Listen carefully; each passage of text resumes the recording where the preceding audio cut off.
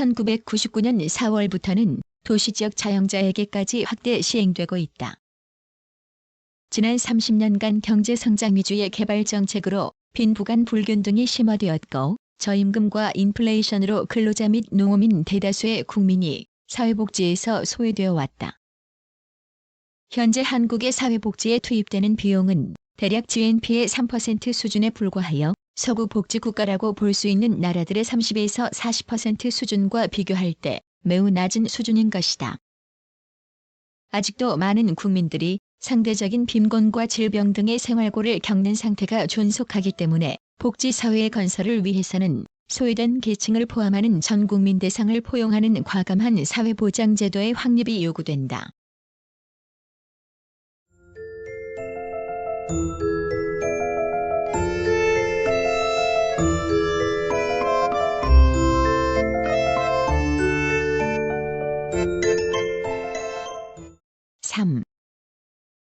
노동 문제.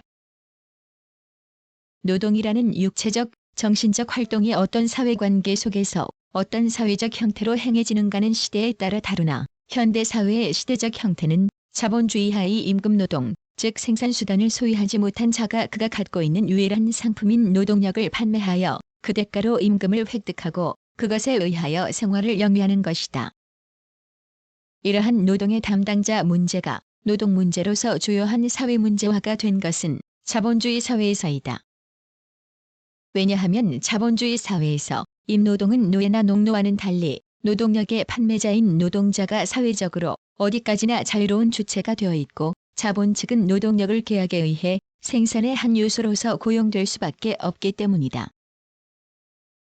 또한 이 노동 문제는 임노동의 재생산 과정에서 자본과 임노동 자체의 존속 전개에 대한 장애로서 발생되고 진전되는데 자본주의 사회에서 임노동의 재생산 과정의 일환으로서 그것과의 직접적인 관련성 위에서만 성립될 수가 있는 것이다.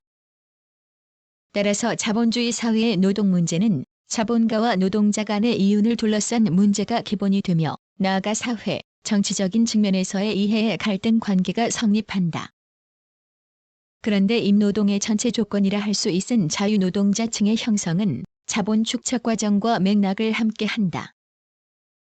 한국의 경우 그 시원은 자본주의 맹학기인 조선 후기로 소급할 수 있으나 봉건적 신분 관계를 벗어난 자유노동자의 집단이 가시화된 것은 부두노동이나 철도노동 등의 임노동자가 증가한 개항기 무렵이라 할 수 있다. 당시 자유노동자층은 현재 인구의 극소수에 불과했으며 일제의 토지조사 사업에 의한 영세농이나 소작농의 농지 상실과 1930년대 이후 일제에 의한 식민지 공업화가 촉진되면서 양적인 팽창을 이루게 된다. 그러나 해방 후 1950년대까지도 농지 개혁을 통한 잠재적 실업 상태의 광대한 농민층은 단지 일부만이 도시로 유입되어 임노동자화했을 뿐 전체 인구의 70% 이상이 잠재 실업의 형태로 농촌에 잔존하여 임노동자화되지 못하였다. 1960년대 이후 수출 중심의 대외의존적인 경제개발과 공업화가 실시되면서 한국의 본격적인 노동인구가 증가하기 시작한다. 1960년대 이후 수출품 생산을 위한 외형적 공업화의 추진을 통한 자본주의 세계체제로 편인된 한국은 주변부 자본주의 축적 과정을 밟아가게 되며 이로부터 임노동의 양적, 질적인 성장과 함께 노동 문제의 기본율이 형성된다. 1966년부터 1970년까지 81만 명, 1971년부터 1980년까지 190만 명, 1981년부터 1985년까지 101만 명 등 총 380만 명 이상의 농촌 인구가 도시로 유입되어 일부는 공식 부문의 임노동자로 고용되고 나머지 일부는 소생산자나 작업 중심화에 따라 노동의 사회화가 진전되었다. 노동의 사회화란 상호 고립적으로 영위되어 온 노동이 자본의 휘하에 조직되는 현상을 지칭하는데 결국 자본주의 생산 양식이 전일화되었음을 의미한다. 한편 1970년대를 거치면서 뚜렷한 위치를 확보한 독점 자본들은 중화학공업의 추진에 따른 외자 도입과 수출 증대를 축으로 규모의 경제를 강조하면서 재벌 기업을 중심으로 자본의 편증과 거대화를 촉진하며 독점을 실화시켜왔다. 30대 재벌의 평균 계열 기업 수가 1970년에 4.2개, 1982년 13.4개, 그리고 1989년에는 17.1개로 급속히 증가하였으며 출하액은 1977년에 43.1%에서 1987년에 37.3%로 수출은 1983년 38.5%에서 1985년 41.3%로 증가하였고 고용면에서도 1977년에 20.5%에서 1985년 17.9%로 약간 감소하였으나 한국 경제에서 차지하는 비중은 매우 크다. 한편 임노동층의 노동인구에서 차지하는 비중은 1960년 약 15%에서 1970년 30%, 1980년 46%, 그리고 1985년에는 53% 이상으로 확대되었다. 한국의 임노동의 역사와 현황은 자본 축적의 일반 법칙을 기초로 하되 거기에 경제외적 주변적인 요소까지 결합된 특수성을 가지고 전개되어 왔다.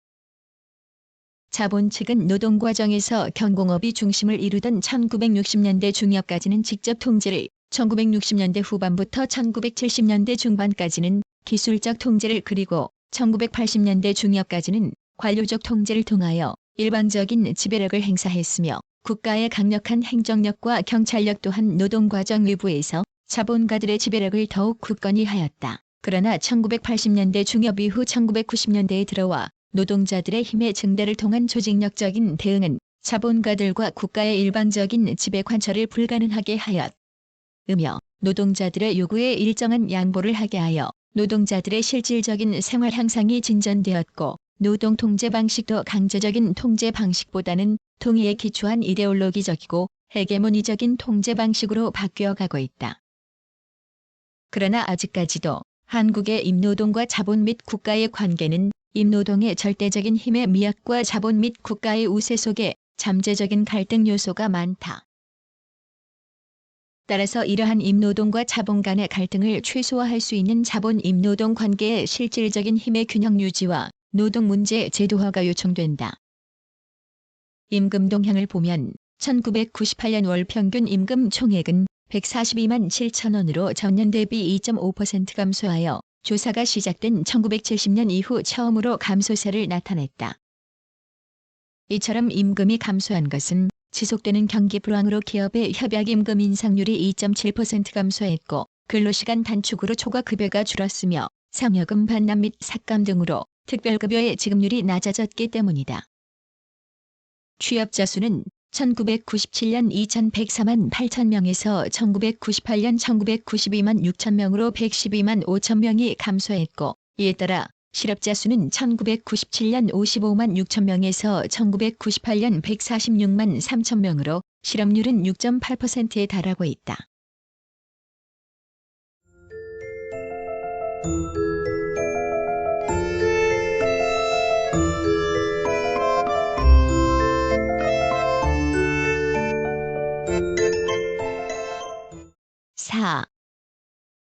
노인 문제. 인구의 고령화에 따른 노인 인구의 증가는 현대 사회의 심각한 사회 문제로 대두되고 있다. 노인 인구의 증가는 세계적인 현상으로서 한국도 해방 이후에 3%대에 머물던 65세 이상의 인구가 1980년대에는 3.8%, 1990년대에는 5.0%, 그리고 1995년에는 5.4%로 급증하기 시작하였다. 노인 인구의 증가는 출산율의 감소와 보건위생의 발달 사망률의 감소 등과 밀접히 관련되며 2010년에는 전체 인구의 10% 선에 육박할 전망이다. 한편 노인 문제의 핵심은 빈곤, 질병, 고독이라 하겠는데 이는 급속한 사회변동으로 말미암아 초래된 핵가족화, 평균 수명의 연장, 도시 취업 인구 증가로 인한 노부모와의 별거, 정년퇴직으로 인한 생활수단의 상실 등의 생활 리듬의 변화와 직결된다. 한국인의 핵가족률은 1964년에 64.7%에서 1975년 67.7%, 1985년 68.8%로 증가하였고 평균 수명은 1960년 55.3세에서 1970년 63.2세, 1980년 65.8세, 그리고 1990년에는 71.3세로 길어졌고 또한 노인 독신 가구율도 1985년 8.8%에서 1988년에는 12.7%로 급증하는 추세에 있다. 이러한 사회 변동은 도시의 문제로 생각하기 쉬우나 실제로는 농촌의 경우가 더욱 심각하다. 도시는 의료, 오락 등의 문화적 환경 조건이 농촌보다 양호하며 따라서 농촌에 거주하는 노인 문제가 보다 심각하다.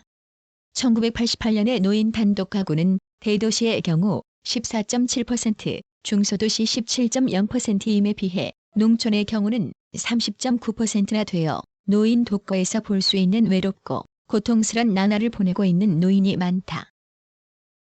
전체 인구 중 60세 이상의 노인의 거주율도 1990년 15지역 이상의 도시의 5.6%가, 군부 이하의 농촌 지역에는 13.5%가 거주하여 농촌의 2배 이상이 거주하고 있다.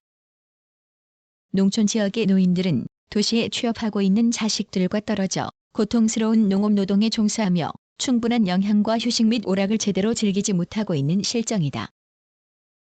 농촌 노인들은 이처럼 빈곤과 건강 및 가족 간의 유대 단절 등의 심리적 고통을 받고 있는 반면 도시의 노인들은 빈곤, 무력감 등을 경험하고 있다. 그런데 노인 문제의 해결은 노인들의 요구에 기초하여 복지 정책을 통하여 이루어져야 한다. 한 조사 결과에 의하면 전체 노인들 중에 79.2%가 건강 악화, 79.5%가 생활비 마련의 어려움, 81%가 배우자의 사망 등을 어려운 문제로 여기는 것을 보아서도 노인 문제의 핵심인 질병, 빈곤, 소외 문제의 해결이 가장 절실하다. 빈곤과 질병을 위해서 물질적 원조가 필요하고 고독을 해결하기 위해서는 정서적 원조가 필요하다. 노인들의 경제적 문제를 해소하기 위해서 정년의 연장, 연금 제도의 확대와 일터의 제공 등 다양한 소득 보장 정책과 공적 구조가 절실하며 건강을 유지하기 위한 의료보험의 확대 및 사회재활 프로그램의 확충 등이 필요하고 심리적 고독감을 해소하기 위해 노인 공동체 문화 등을 형성하도록 노력해야 한다. 한편 노인 문제의 책임 소재에 대한 조사 결과를 보면 1980년에는 자신, 가정, 국가라고 하였으며 1994년의 경우 자신, 가정, 사회, 국가로 나타나 사회 및 국가적 차원의 노인 복지에 대한 요구가 급증하고 있다. 또한 자식과의 동거희망에 대해서도 1981년에 83.3%에서 94년에는 36.7%로 급격히 줄어들고 있어 자녀에 대한 의존보다는 독립적인 노후 생활의 영위를 선호하는 추세로 바뀌고 있다. 이에 따라 더 이상 노인 문제는 가족의 문제가 아닌 국가, 사회적 차원의 문제임이며 이에 대한 국가적인 사회정책적 대처가 시급하다. 그러나 한국은 국가 예산 대비 노인 복지 예산이 1988년 0.02%에서 1990년 0.17%, 그리고 1994년에는 0.11%로 아주 미미한 실정이다. 사회변동과 함께 노인들은 가족이라는 전통적인 사적 부양제도에 더 이상 방치할 수 없고 국가나 사회에 의한 사회적 노인 복지기구의 확충과 공공복지의 확대가 필수적인 상황에서 국가의 제도적인 대책과 재원 확보가 절실히 요구된다. 복지국가의 기본 이념이라고 할 수 있는 최저 생활의 보장과 기회균 등의 제공이 노인들에게 1차적으로 구현되도록 해야 하며 이를 통한 노후 생활이 안정화되도록 노력해야 할 것이다.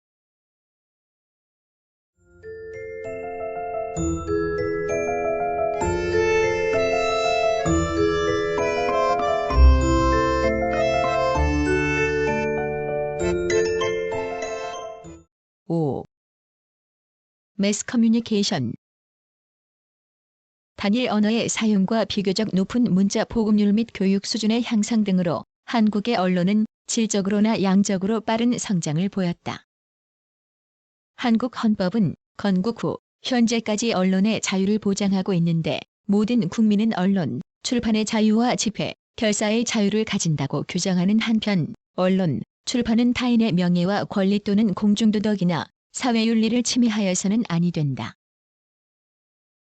언론, 출판이 타인의 명예나 권리를 침해할 때에는 피해자는 이에 대한 피해의 배상을 청구할 수 있다고 하여 언론의 자유와 함께 책임을 강조하고 있다. 법률에 근거한 언론단체로는 언론중재위원회, 방송위원회, 종합유선방송위원회, 한국방송광고공사, 한국방송광고공사 등이 있다. 그 밖에 주요 언론단체는 언론연구원, 전국언론노동조합연맹, 신문협회, 편집인협회, 기자협회, 방송협회, 출판문화협회, 잡지협회 등이 있으며 언론학회를 비롯하여 다양한 직능별 연구 또는 직목단체들도 있다. 서울과 지방의 각 주요 대학에는 언론 관련 학과가 설치되어 학부와 석박사 학위가 개설되어 있다.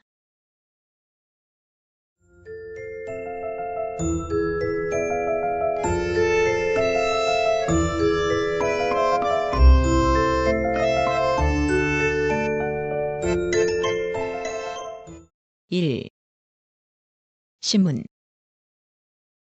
1999년 초 현재 등록된 일반 간행물은 428종으로 일반 일간 신문이 서울에서 18종이 발간되고 있으며 지방의 각 도에서 2종 이상의 일간지가 발행되고 있다.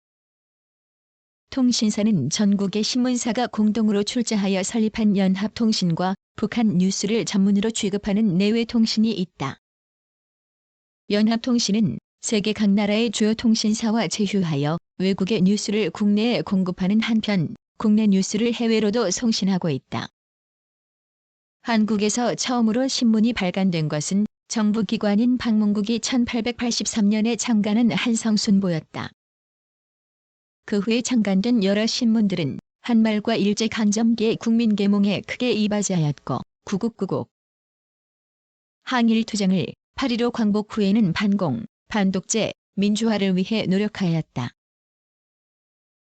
5.16 군사정변 이후에는 정부의 언론 통제 정책으로 발행의 자유가 제한되고 새 신문의 창간이 봉쇄되었으며 한국신문협회를 중심으로 지면과 가격의 카르텔을 실시하여 측면과 가격을 신문의 자율에 맡기지 않고 일률적으로 통제하였다.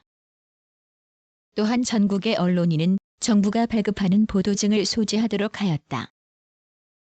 더구나 1980년 전두환 정부에 의한 대규모 언론 통폐합으로 신문, 방송, 잡지 등의 언론기관이 줄어들기까지 했다. 그 후 1987년의 6.29 선언 이후에 1988년 노태우 정부가 출범하면서 정기간 행물의 등록 제한을 철폐하여 여러 종류의 신문이 일시에 출연하였다. 6.29 이전과 현재의 일간과 주간의 수적 증가를 대비하면 다음과 같다. 1990년대에는 대부분의 일간지가 조간으로 발행되는 추세인데 중앙에서 발행되는 종합 일간지 가운데는 문화일보와 국민일보를 제외하고는 모두가 조간이다. 전두환 정부 이후의 또 다른 특징은 직면 경쟁이다. 6.29 선언 당시에는 1일 12면의 발행에 머물렀는데 그 후 16면으로 늘었다가 20면, 24면, 32면으로 계속 증가하였다. 1994년부터는 측면 경쟁이 더욱 치열해져서 지면을 종합뉴스, 경제, 스포츠 등으로 부문별 편집하면서 1일 48면을 발행하는 신문도 있다. 언론개업이 대규모화하는 동안 전반적인 한국 경제의 성장과 더불어 한국인의 해외 진출이 늘어나자 1980년대에는 일간지의 해외판 현지 발행도 본격화되었다. 일간지의 해외판 발행은 1970년대부터 시작되었는데 가장 많은 해외판을 발행하는 한국일보는 12개나 되며 중앙일보가 9개, 동아일보와 조선일보가 각각 4개씩이다. 해외판을 발행하는 도시는 한국일보의 뉴욕, LA, 샌프란시스코, 시애틀, 시카고, 위싱턴, 호놀룰루, 상파울루, 싱가폴, 부에노스아이레스, 밴쿠버, 토론토, 중앙일보의 뉴욕, LA, 샌프란시스코, 시애틀, 시카고, 워싱턴, 호놀룰루, 부에노스아이레스, 토론토, 동아일보의 LA, 워싱턴, 상파울루, 시드니, 조선일보의 뉴욕, 시카고, 워싱턴, 상파울루, 서울신문의 호놀룰루, 세계일보의 뉴욕 등이다.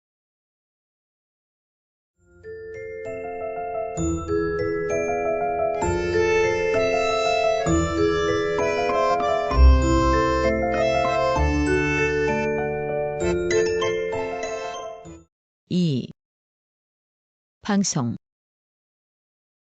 한국의 방송은 공영방송과 상업방송이 병존하고 있다.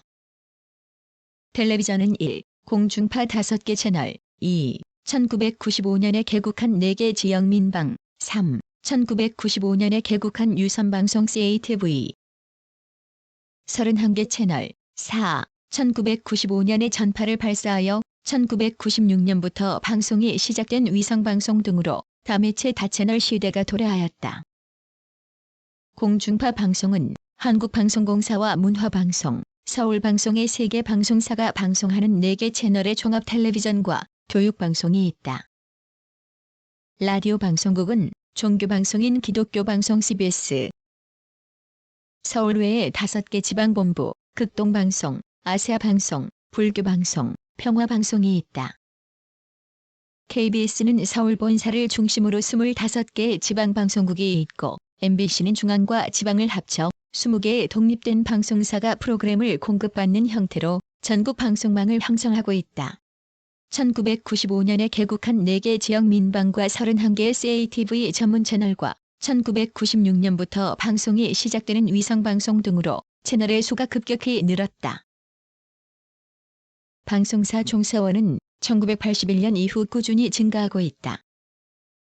언론연구원의 조사 자료에 의하면 방송사 종사 인원은 1980년에 7,065명이었으나 매년 증가하여 1994년에는 1만 3,384명으로 늘었는데 이는 1995년에 개국한 부산, 대구, 광주, 대전의 4개 지역 민간방송과 유선방송 종사자가 제외된 숫자로서 이를 포함하면 훨씬 많아진다. 방송 운영의 기본적인 방향을 결정하고 방송의 공적 책임 및 공정성과 공공성을 유지하며 질적 향상을 도모하기 위한 기구로 각각 후인의 위원으로 구성된 방송위원회와 종합유선방송위원회가 있고 방송에 관한 연구와 인력개발 등을 목적으로 하는 방송개발원이 있다.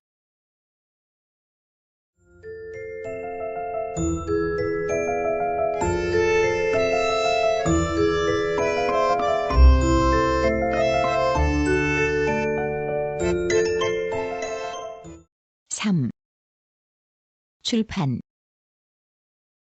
1998년 현재 출판사 수가 1만 3천사를 넘어섰으며 일반 도서 발행도 3만 6,960종, 1억 9,053만여 부로 21세기 정보화 시대를 미리 준비하게 해주는 기술과학, 철학, 아동 분야가 늘어나는 추이를 보여준다.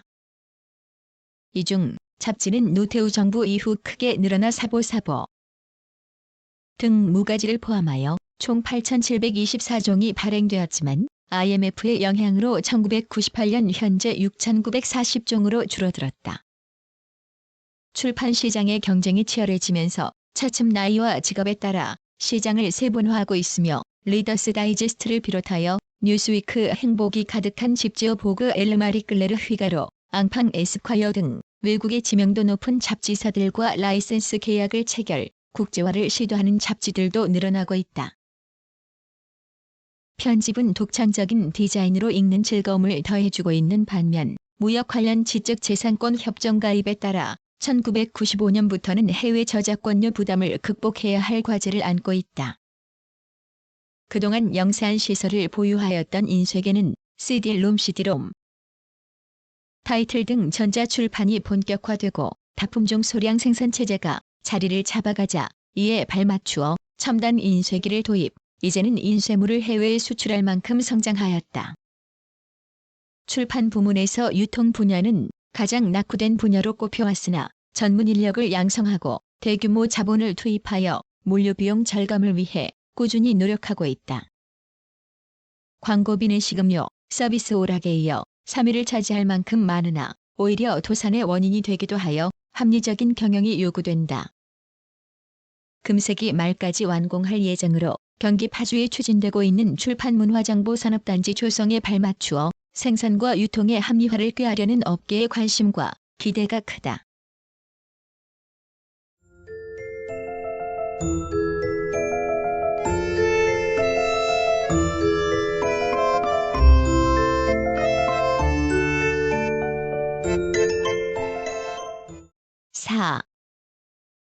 광고. 한국의 경제 성장에 따라 광고 산업은 1970년대 이후 매년 10%가 넘는 성장률을 보이고 있다. 1993년의 국내 광고비 총액은 약 3조 2,271억 원이었다. 이 가운데 신문이 1조 3,326억 원, TV 8,950억 원, 라디오 1,372억 원, 잡지 1,239억 원, 5개 광고와 교통광고 등 기타 매체 광고가 7,380억 원으로 국민 총생산의 1.2%를 차지한다. 1998년 국내 총광고비는 3조 4,846억 원으로 1997년 5조 3,769억 원에 비해 무려 35.2%나 감소를 기록하였다. 이는 광고 산업 사상 처음으로 마이너스 성장을 기록한 것이다. 이 같은 광고비의 감소는 1996년부터 시작된 경제의 불황으로 역성장한 것이다. 1998년 현재 신문 1조 3,437억 원, TV 1조 261억 원, 라디오 1,372억 원, 기타 1,024억 원이다. 1980년 이후 평균 15% 전후의 지속적인 성장세를 보이고 있는 한국의 광고 시장은 규모 면에서 세계 12위, 아시아 2위이다. 그러나 전 세계 광고비의 90% 이상이 선진국에서 집행되고 있기 때문에 절대 규모가 큰 것은 아니다. 한국 광고 시장의 규모는 아시아 1위인 일본 광고 시장의 9에서 10%에 불과하다. 광고 시장의 업종별 광고비 지출은 식품과 음료 산업이 전체 광고비의 15% 전후를 차지하고 그 다음이 서비스와 오락산업, 의류산업, 전기, 전자산업, 출판업 등이다. 식품과 음료는 점유율이 줄어드는 반면 의류와 섬유산업은 증가하는 경향이다. 서비스와 오락산업의 점유율도 높아지고 있어 한국의 주요 광고주의 산업이 변하고 있는 추세이다. 방송광고의 경우에는 한국방송광고공사가 대행 위탁하는 방송광고물 외에는 광고를 하지 못하도록 되어 있는데 방송광고공사는 방송광고를 대행하여 조성하는 공익자금으로 방송과 문화, 예술의 진흥 사업을 지원한다. 방송위원회를 비롯하여 언론중재위원회, 언론연구원 등의 여러 언론단체도 이 공익자금으로 운영된다. 다만 정부의 광고는 한국언론회관이 대행하고 있다.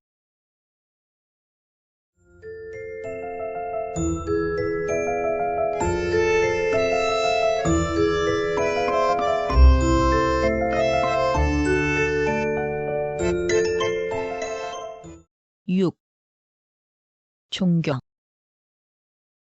한국의 종교는 불교, 그리스도교, 유교 및 신흥 종교의 네 부류로 대별된다. 불교와 유교는 오랜 역사적 배경을 가진 동양 문화권의 유산으로 토착화가 이루어진 한국의 전통 종교이다. 그리스도교는 서양 문화의 산물로서 가톨릭과 개신교가 각각 유럽과 미국의 영향 아래 이식, 성장하여 온 종교이다.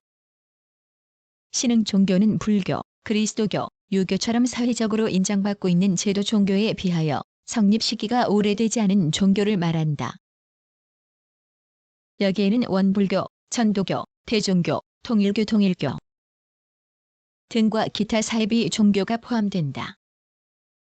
한국의 종교 실태를 알기 위하여서는 다음과 같은 역사적 배경을 파악할 필요가 있다.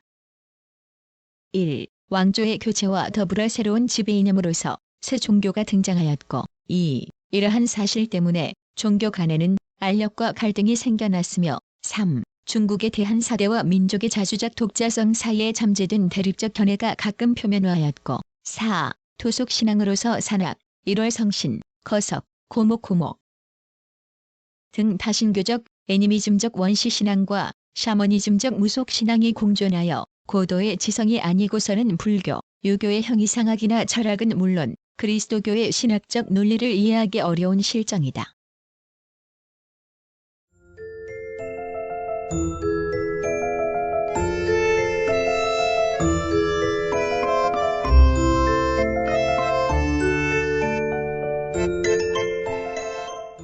(1) 불교. 한국에 들어온 공식 연대는 372년이다. 백제는 그 후 384년에 불교를 받아들였고 신라는 527년에 국가의 공인을 받았다. 삼국에서 불교를 받아들이는 데 선도적인 역할을 한 것은 왕실이었다. 고구려나 백제 왕실에서의 불교 수용 태도는 사찰을 지어 불상을 모시고 불공을 드리면 곧 현실적인 이익이 있다는 기복적인 관점에서 생겼다고 보아도 과언이 아니다. 다만 신라에서의 불교 공인에는 보다 탐구적, 구도적 자세가 엿보인다. 고구려의 불교는 지배자들의 몰이해로 큰 구실을 하지 못하고 승려들은 신라나 백제 또는 일본으로 가 그 뜻을 폈다. 백제의 승려들은 백제 멸망과 더불어 일본에 건너가 일본의 고대 문화를 꽃피웠다. 신라에서는 불교에 대한 이해가 깊어지면서 자기 종파적인 사상의 이해에서 탈피하여 불교 사상 전반에 대한 종합적인 이론 체계가 세워짐과 아울러 대중불교의 성격이 나타나면서 그 기반이 확대되었다. 신라의 삼국통일에는 이러한 대승불교의 보살도로 훈련된 청년 엘리트와 국왕과 대신, 장군들의 역할이 지대하였다. 신라의 정치 이념도 화엄사상을 바탕으로 하였으며 경제, 문화 등 여러 방면에서의 활동도 화엄을 비롯한 법화, 열반, 능가, 개신, 승만, 유마, 반야반약 등 대승경론의 철학이 원광이나 자장, 원효 등에 의해 보급됨으로써 찬란한 개화를 하였다. 한국 민족이 세계에 자랑하는 찬란하고 존귀한 문화유산은 대개가 이때의 사상과 신심이 뒷받침 아래 이룩된 것들이다. 석굴암과 불국사, 상원사, 봉덕사의 종, 미륵판가 사유상, 기타 국보들이 모두 신라 불교 문화의 편모를 보여주고 있다. 고려시대에도 국가의 보호 아래 불교는 번영을 누렸다. 태조는 사찰을 세워 불교를 숭상하고 연등회와 팔관회 등을 개최하였으며 광종 때에는 과거 제도의 승과를 두고 급제자에게 법계를 주어 그 권위를 높였다. 그러나 당시의 불교는 바람직한 개혁으로 쇄신되지 못하고 도참사상을 강조하기에 이르렀으며 교리의 연구를 통해 보살도의 실천을 강조하는 어려운 길을 버리고 모두가 아니한 밀교적 주술만을 강조하는 의식주의로 일관하였을 따름이다. 그러한 가운데 대각국 4대각국사 의천이 나타나 천태종을 창시하고 이론과 실천 양면을 강조하는 교관 겸 수를 제창하였으며 원효 정신의 재홍을 꾀하여 또 하나의 민족적 위협인 팔만대장경을 완성할 수 있는 터전을 만들었다. 보조국사 진울도 당시 불교의 타락을 비판하면서 정해쌍수의 실천운동을 전개하였는데 여기에 바탕이 되는 이론이 도노점수였다.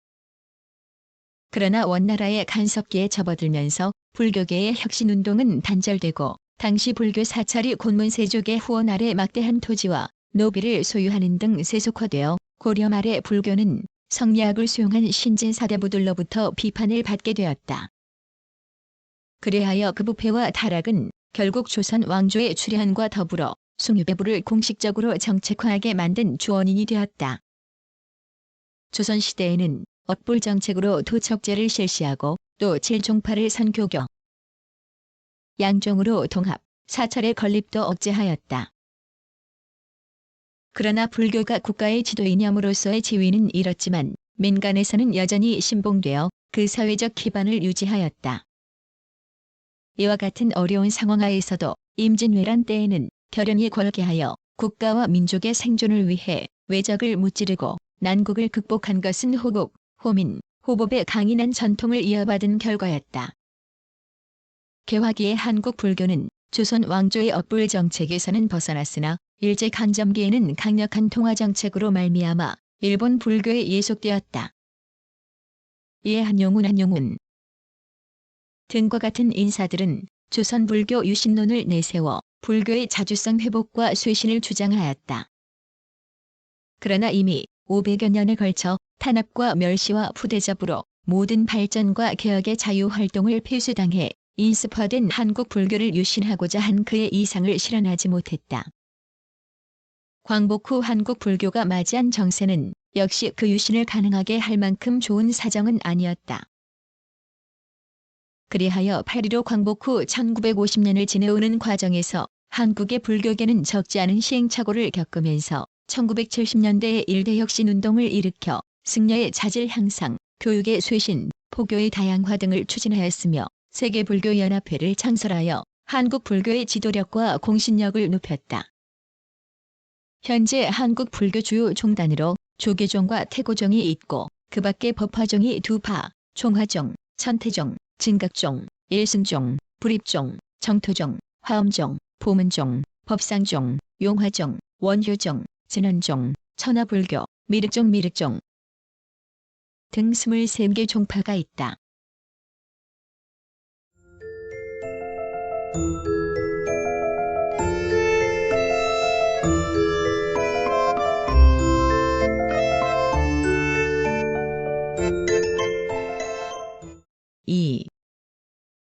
유교. 한국의 유교 문화가 도입된 것은 중국과의 교류가 있은 때로부터 시작된다. 고구려의 제천의식인 동맹은 중국 춘추 시대의 회맹을 방불케 하며 광개토 대왕비의 비문이나 고구려 고분벽화에도 유교의 음양사상을 나타낸 것들이 있다. 고구려는 372년에 태락이라는 유교 교육기관을 세우고 또 전국에 경당을 두어 오경과 사문을 가르쳐 인재를 길렀다. 백제에서도 오경박사를 둔 것은 일찍부터 유학이 인간 교육의 지표가 되어 왔음을 말한다. 신라에서도 유교의 윤리강령을 널리 중시하여 불교 및 선도와 함께 화랑들의 생활 지침이 되었다. 그 기본은 충효인의 지신에 있었다. 682년에는 유교 교육기관인 국학이 설립되고 788년에는 독서산품과를 설치하여 관리를 임용할 때 일정한 유학 지식을 터득하도록 요청하였다. 9세기의 최치원은 유불선 3교에 통달한 학자로서 시무책 10여 조를 만들어 국정쇄신을 기하였으며 원효의 아들 설총도 탁월한 유학자였다. 고려시대에 들어와 유교는 더욱 중시되었는데 958년부터 실시된 과거제도는 정치 이념 속에 유교 이념이 짙게 배어 있음을 의미한다. 성종은 최승로의 상소에 따라 연등회, 팔관회 등 불교 행사를 중지하게 하는 한편 국자감을 설치하였고 인종은 지방에 향학을 설치하였다. 또 최충은 1055년에 사숙을 두었는데 이때 이래로 사숙 12개소가 생기고 그곳의 학도들은 12도라 하여 중요한 구실을 하였다. 원과의 교류 과정에서 도입된 주자학은 고려 말기의 학문과 사상의 새로운 전환의 계기를 가져왔다. 조선시대에 들어와 유교는 지배이념으로서의 자리를 굳히고 또 종교적 성격을 뚜렷이 나타내기 시작하였다. 중앙에는 성균관, 지방에는 향교와 사립의 서원이 설치되어 인재 양성과 제사가 거기서 이루어졌다. 숭유배불 정책이 정립되기까지는 원으로부터 주자학을 도입한 안향과 그 뒤를 이어 주자학을 공부한 이색, 정몽주, 이숭인, 정도전, 권근, 길재 등의 공이 크다. 세종은 유교 이념에 입각하여 지편전을 만들고 삼강오륜의 중요성을 고취하기도 하였지만 그의 종교정책은 모든 종교의 관용적인 기본 입장을 가진 것으로 그 의의를 높이 평가할 수 있다. 조선시대 주자학의 이론 전개는 중국 유학이 우주론적 관심을 앞세운 데 비해 인간의 심상 문제에 관심을 집중한 사실에서 그 특징을 찾을 수 있다. 서경덕, 이연적, 이황, 이의 등이 그러한 이론을 발전시킴으로써 한국의 유학을 빛냈다. 유교에서는 천이 인간 생명의 근원이며 백성을 살피고 있는 주제자이다. 천은 인간에게 내면적 덕성을 부여했으므로 따라서 인간은 천으로부터 받은 명인 성을 따라야 한다. 이것이 곧 도이고 성이다. 그러므로 유교는 인간 속에 내재된 성을 천으로까지 닿도록 성을 다해야 한다는 점에서 종교성을 지닌다. 그런데 한 인간은 그 생을 부모로부터 받았고 그 부모는 다시 조상으로부터 그 생을 받은 것이며 그 조상은 다시 거슬러 올라가 천으로부터 생명을 부여받았으므로 조상 숭배는 단순한 윤리를 넘어 종교적 의미를 가진다. 그리하여 유교의 종교의식은 제사로 집약되었다. 유교의 제사는 천지에 대한 제사와 조상에 대한 제사 및 성현에 대한 제사로 구분되는데 이를 각각 교사, 조묘, 문묘라 한다. 이러한 제사 의례는 엄격한 규정을 낳았고 이로 말미암은 의례의 복잡화와 논의의 형식화는 본래 유교가 중요시했어야 할 심성도의 실천적 수행을 소홀히 하고 공리공론과 형식적 의례의 관습화만을 촉진시켜 지배 체제의 모순을 해결할 수 있는 사상적 능력을 가지지 못하였다. 일제강점기에는 폐쇄적인 소규모 조직으로 분산되어 있다가 광복 후에 이를 재구성하는 움직임이 일어났다. 김창숙을 성균관장으로 추대하여 유도회를 설립하고 성균관과 전국 향교를 유교 교단으로 조직하는 등 혁신을 위한 노력을 하였지만 1956년부터 1963년에 걸친 유림의 분규로 유교가 사회의 지도적 기능을 수행하지는 못하였다.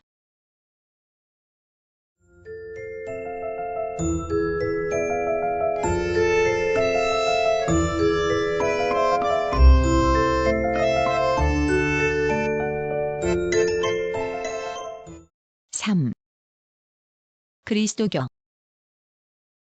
1. 가톨릭 조선시대의 가톨릭이 알려진 것은 해마다 몇 차례씩 베이징 북경에 다녀오던 사신들의 손을 거쳐 수입된 가톨릭 관련 서적을 통해서이다. 실학자 이수광은 1614년경 해군 6. 지복유설에서 가톨릭을 소개했고 뒤이어 이익은 안정복 등과 함께 가톨릭 서적을 연구하였다. 그 후 18세기 말엽 권철신, 정약전, 이백이벽 등은 교리 연구의 모임을 만들어 가톨릭 교리를 배웠고 1783년 정주 7. 이승우는 베이징에 가서 영세를 받고 돌아와 동지들에게 영세를 베풀었다. 이렇듯 외국인 성직자의 선교 없이 평신도끼리 교회를 세운 것은 가톨릭 교회 사상 유례가 없는 일로서 널리 알려진 사실이다. 그 후 1795년 중국인 신부 주문모가 서울에 들어와 4천여 명의 교인을 지도하게 되었으나 한국 가톨릭은 이후 수차의 대박해를 겪는 동안 많은 순교자를 내었다. 이러한 박해 속에서도 교세가 확장될 수 있었던 것은 세도 정치로 인한 사회의 혼란과 민생고에 시달린 사람들이 모든 인간은 천주 앞에 평등하다는 사상과 현실에서 벗어나 영생할 수 있다는 내세적 교리에 공감을 일으켰기 때문이다. 한국 가톨릭이 국가의 공인을 받은 것은 1886년 5월의 일이다. 한국인 최초의 영세자가 나온 지 100여 년이 지난 뒤의 일이었다. 가톨릭은 선교의 자유를 얻은 뒤 고아원과 양로원을 설치해 운영하였고 교육, 언론을 통하여 애국 계몽운동에도 참여하였다. 그동안에 한국 가톨릭 교회는 장족의 발전을 이룩 1968년 24명의 복자가 탄생하였으며 1969년 김수환 대주교가 추기경이 되었고 교회 창립 200주년을 맞은 1984년에는 교황 요한 바오로 2세가 방한하여 103위 성인의 시성식을 집전하였다. 한국 가톨릭 교회는 현재 3개의 대교구 서울, 대구, 광주와 11개의 교구로 나뉘어 사목 활동을 펴고 있다. 2. 개신교 한국에 개신교가 들어오는 데에는 별다른 큰 박해는 없었다. 그것은 한국이 구미의 여러 나라와 수교 조약을 맺은 뒤에 선교사들이 들어왔기 때문이다. 한국에 관심을 둔 최초의 외국인 선교사는 독일인 귀칠라프였는데 그는 1832년 순조 32. 충청도의 고대도 등 도서의 상륙, 전도 활동을 하면서 입국을 시도했으나 실패하였다.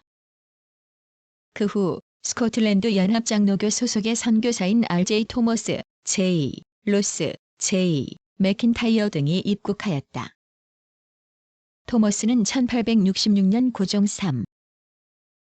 상선인 제너럴 셔먼호에 편승하여 평양에 왔다가 순교하였고 로스는 1873년 만주에 와서 한국인을 찾아 전도하며 신약 성경을 한글로 번역하여 국내에 보급, 선교의 기틀을 마련하였다.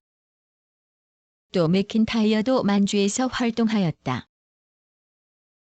한국인으로서 개신교의 한국 선교에 지대한 공을 남긴 사람은 이수정이다. 그는 1882년 이목을 난 뒤 수신사 박영로를 따라 일본에 가서 4년간 그곳에 머물면서 입교하여 성경을 한글로 번역하는 등 선교 준비에 몰두하다가 1886년에 귀국한 후 붙잡혀 처형되었는데 그가 번역한 성경 마가복음은 후에 미국 선교사 언더워드와 아펜젤러가 가지고 입국하였다. 또 서성윤도 역시 만주에서 성경 번역에 동참했으며 나중에는 그것을 목판에 새겨 인쇄하여 직접 보급하러 다니기까지 했다. 1884년 서상류는 황해도 장안에 있는 소래 송천에 교회를 세웠는데 이것이 한국 개신교 교회의 유람이었다. 1885년 국이 여러 나라와의 수교 조약이 체결되자 미국 선교사 언더우드 아펜젤러가 입국하였고 1889년에는 오스트레일리아 장로교회에서 J.H. 데이비스가 그리고 영국 성공회의 C.J. 코프와 벤슨 주교가 입국하였다. 뒤이어 1896년에는 미국 감리교회 리드와 J.P. 캠벨 부인이 입국하였으며 또 같은 해에 캐나다 장로교회가 그리고 1904년에는 미국 제7안식일 예수재림교회가 들어왔고 1907년 성결교회가 설립되었다. 이렇듯 개국, 개화의 물결을 타고 한국에 입국, 선교에 착수한 것은 주로 미국 각 교파 소속의 선교사들이었다. 일제강점기에는 신사 참배의 강요를 거부하여 핍박을 받았고 6.25 전쟁 중에 입은 상처는 엄청나 많은 사람들이 학살 또는 납치당했고 수많은 예배당이 잿더미가 되었다. 그러나 1960년대 이후 크게 성장하여 급변하는 사회변동 과정에서 효과적으로 대처하여 윤리적 가치관의 확립에 많은 기여를 하였다. 그동안에 활발했던 분야는 한국적 신학의 수립과 토착화 논의, 신학자 배출과 행동 반경의 확대, 신구교의 성서공동 번역, 다른 종교와의 대화, 평신도 신앙운동의 활성화, 선교 매스미디어의 확대 등을 꼽을 수 있다. 그러나 개신교가 안고 있는 다음과 같은 문제들도 여전히 남아있다.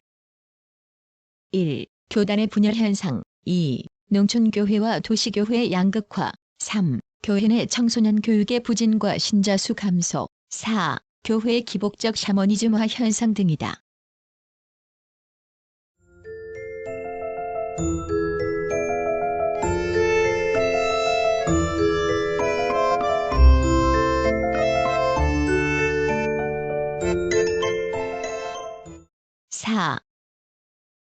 신흥종교.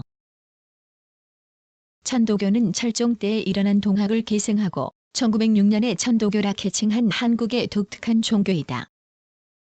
그 교리에는 유불선선, 삼교는 물론 그리스도교와 토속 신앙인 한울림 사상, 주술쥐술 등의 요소가 혼합되어 있다. 교조 최재우 1824에서 1864는 1861년경 교리를 완성하고 포교를 시작, 4년 뒤 붙잡혀 처형될 때까지 경상도 일대에서 교단을 형성하였다. 이대 경전인 용담류사 동경대전에 의하면 의지의 신인 한울림의 가르침을 성경신으로 실천하고 그것을 위해 수심정기하여 실천주할 것을 강조한다. 수도의 격식으로는 주문을 외고 영부를 지니는 것을 중요한 일로 여긴다.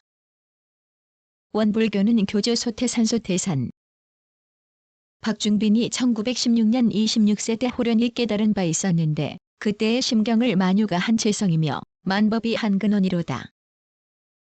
이 가운데 생멸 없는 도와 인과 응보되는 이치가 서로 바탕하여 한 뚜렷한 기틀을 지었도다라고 하고 다음 해부터 간척사업과 저축운동 등 사회개척 사업을 하면서 일제의 탄압을 피해 1924년 불법연구회라 칭하였다가 이대 종법사 송규 때 8.15 광복을 맞아 원불교라 개칭하였다.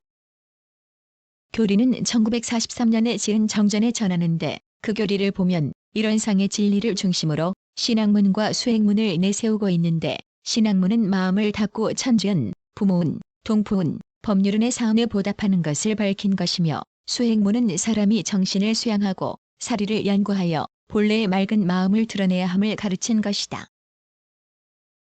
1951년에는 원광대학을 세움으로써 원불교 사상을 정착시키는 발판을 만들었다. 그 밖에 대종교는 단군 신앙을 고취하는 민족 신앙적 특색을 가지고 있으며 이와 같은 경향을 가진 것에 하늘교가 있다. 국제도덕협회는 불교적 성격을 지니고 있다. 그 밖에도 증산교의 유파 등 민간 신앙의 바탕을 둔 신흥종교와 외래의 바하이, 이슬람, 전리교 등이 그 기반을 굳혀가고 있다.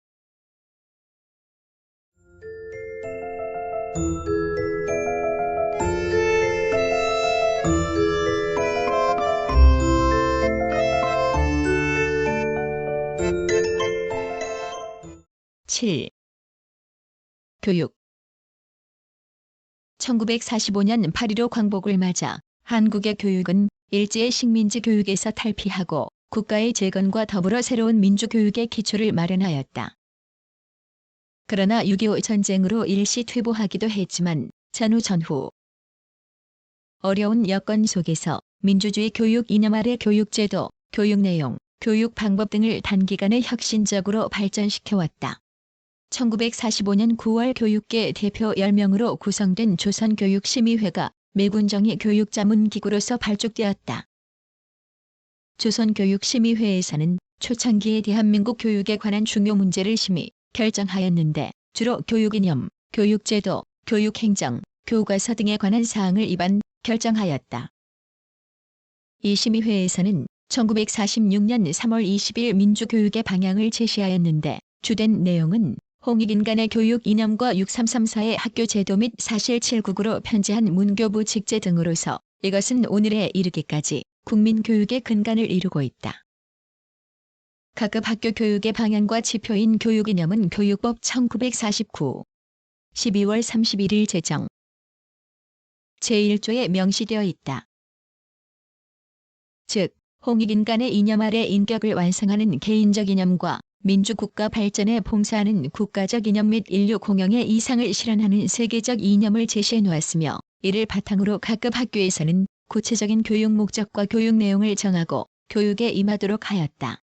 1968년 12월 5일 국민교육 헌장을 제정, 공포함으로써 교육 이념과 교육 목적이 재검토되었는데 근년에 와서는 인간의 존엄성과 주체성을 강조하고 교육의 기회균 등과 복지사회를 표방하는 민주교육을 강화하고 바람직한 인성과 도덕성 및 사회성을 중시하는 인간교육을 강조하고 있다.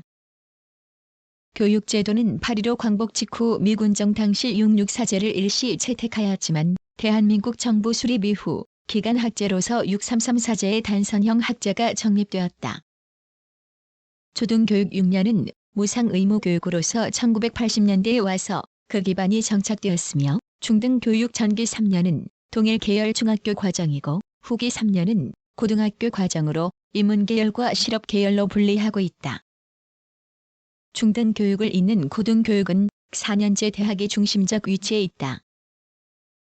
그 밖에 고등교육으로는 2년제 전문대학이 있고 또 4년제 대학을 수료한 후 진학할 수 있는 대학원이 설치되어 있다. 각급 학교에서 학생에게 직접 제공하는 교육 내용은 교육부에서 고시하는 교육과정의 근간을 두어야 하며 그 교육과정에 의거하여 편찬된 교과서에는 구체적인 교육 내용이 포함된다. 학교 교육의 기본 설계도라고 할 수 있는 교육과정은 8.15 광복 이후 6에서 8년 간격으로 6차에 거쳐 수정, 보완되고 개정되면서 교과서도 함께 개편되어 왔다. 최근에 와서 교육부는 유치원부터 초등학교, 중학교, 고등학교까지의 교육과정을 전면적으로 개혁하였는데 이 새 교육과정의 기본 정신으로 국민정신교육의 체계화, 과학기술 교육의 강화, 전인교육의 충실 등을 제시하였다. 더불어 새 교육과정의 정신을 충실히 반영한 교과서 편찬을 추진하면서 교육 방법과 평가 방법에 관한 교사의 자질을 높여 교육 발전의 기틀을 마련하는 데 많은 노력을 경주해왔다. 그러나 교육이 국가의 백년대계여야 한다는 국민의 염원에 부응하지 못해서 교육부의 교육정책은 조령모 개식이라는 비판을 들어왔다. 이는 정치적 중립과 재정적 안정을 기반으로 해야 할 교육정책이 정치적 혼란과 재정적 빈곤의 제약에서 언제나 탈피하지 못하였기 때문이다.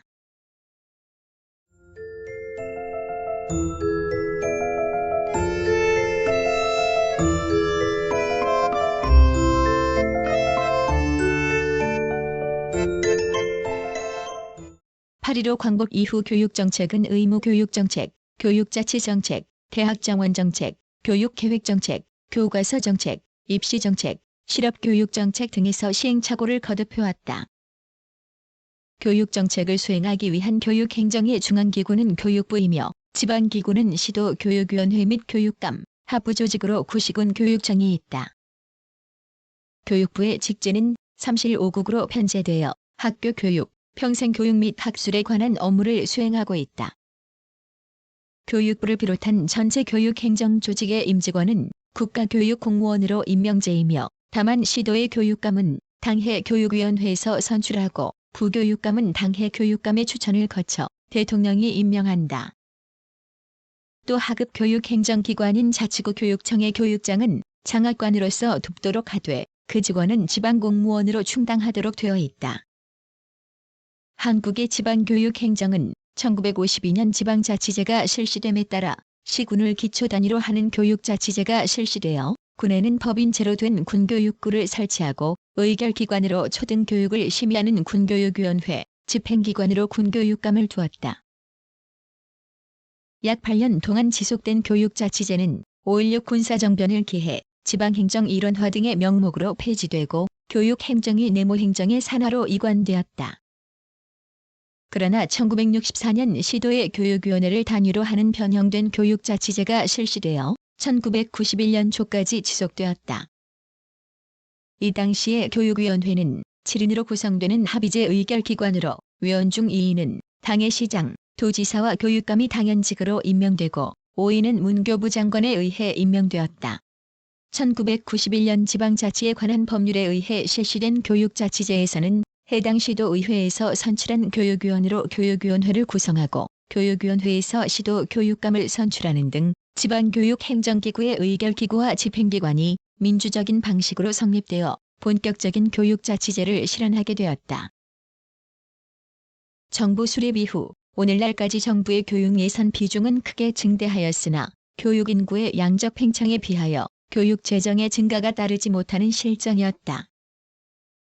국가 예산에 대한 교육 예산 비율은 건국 초년인 1948년에 8.9%, 1958년 10.8%, 1968년 17.1%, 1982년 20.8%, 1990년 20.4%, 1993년 19.8%를 차지하였고 총 예산 규모는 7조 3,972억 원에 달하였다.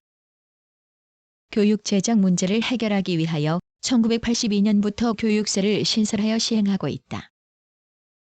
의무교육의 연한은 현재 초등학교 6년에서 중학교까지 9년으로 연장하도록 확정되어 있으며 1984년부터 농촌 지역에서 시작, 점차 확대 실시하고 있다. 유치원 취원율은 1970년에 1.3% 수준에서 1994년에는 38.7%로 상승하였으며 교육부에서 유아교육 정책을 강화하여 유아교육을 확대시켜가고 있다. 사회교육은 국가가 평생 교육을 진흥해야 한다는 헌법 31조 5항에 힘입어 활발히 육성되고 있다. 특히 평생교육은 교양교육, 통신교육, 직업교육 등을 근간으로 사회교육의 차원에서 전개되고 있다. 대한민국의 교육은 급변하는 현대사회 속에서 교육 인구의 양적 팽창과 교육의 질적 저하 문제에 당면해 있다.